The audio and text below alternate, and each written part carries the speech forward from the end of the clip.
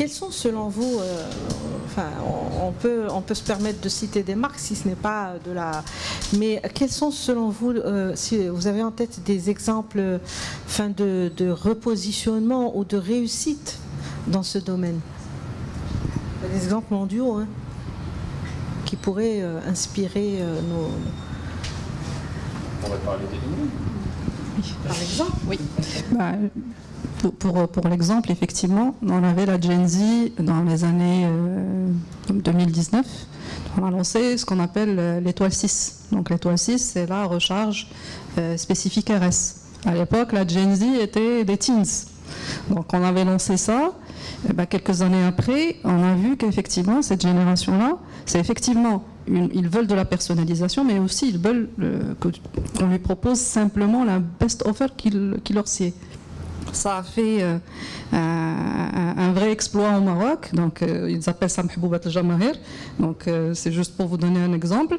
Après, donc l'année dernière, on était obligés, parce que cette génération Z, ils commencent à avoir leur premier emploi, donc ils ont besoin pas uniquement de RS, ils ont besoin d'un forfait au lieu d'avoir une recharge, ils ont besoin de la voix, de la data aussi pour voir du YouTube, pour faire de l'intelligence artificielle, etc.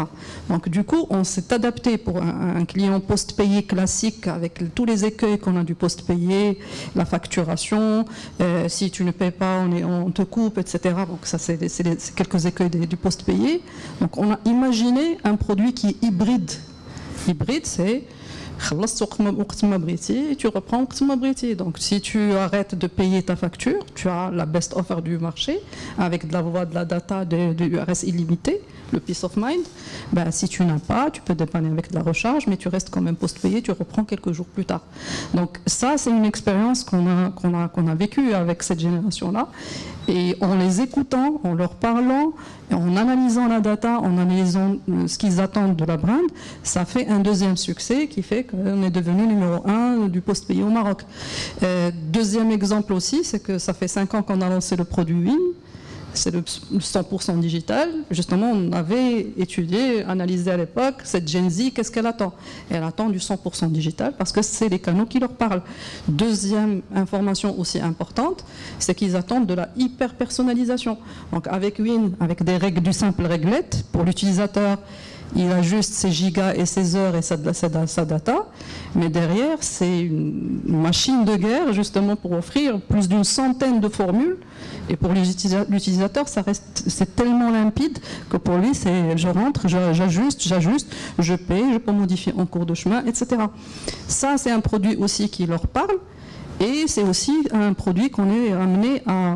Ça ne s'arrête pas en fait, c'est toujours, on lance, ça leur répond, donc bien évidemment, quand on répond à un besoin, ça a ses résultats probants, mais il ne faut pas dormir sur ses lauriers, il faut aussi comprendre, regarder comment on avance, comment on améliore les choses pour répondre, parce que leurs besoins, ils évoluent avec le temps.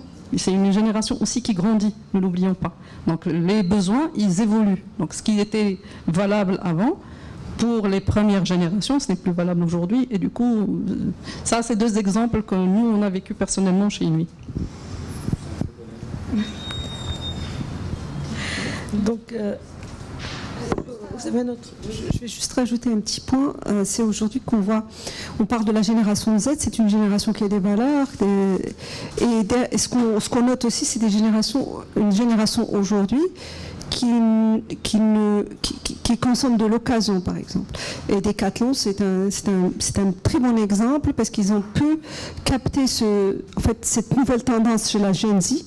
Et ils ont commencé à proposer de l'occasion. Là, même ici au Maroc, quand on y va, on trouve des bicyclettes d'occasion, on trouve du matériel d'occasion. Moi, j'ai ma fille, elle a 20 ans, elle est de la génération Z.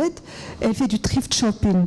Pour elle, elle n'a aucune honte à dire qu'elle va aller acheter des vêtements d'occasion. Au contraire. Alors qu'à notre époque, on n'achetait pas des vêtements d'occasion. Aujourd'hui, pour eux, c'est quelque chose de normal, on participe à la durabilité. Et donc, il y a cette tendance-là, et les marques ce type de tendance-là que les marques doivent capter.